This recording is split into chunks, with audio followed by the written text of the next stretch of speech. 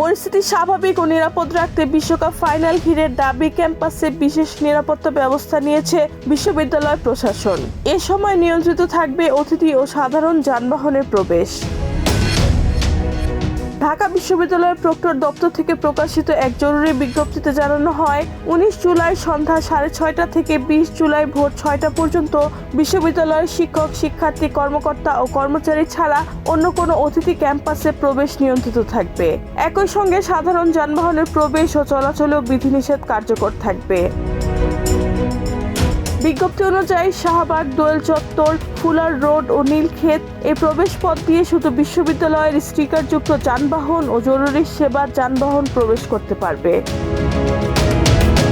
জরুরি সেবার আওতায় থাকবে অ্যাম্বুলেন্স, চিকিৎসক ও রোগীবাহী যান, সাংবাদিকদের যানবাহন, রাইড শেয়ার সেবা, খাবার সরবরাহকারী যান, অনলাইন শপিং ডেলিভারি বাহন এবং অন্যান্য সরকারি যানবাহন। তবে পলাশী থেকে দোয়েল চত্বর হয়ে হাইকোর্ট মোড় পর্যন্ত সড়কটি স্বাভাবিকভাবে যান চলাচলের জন্য উন্মুক্ত থাকবে।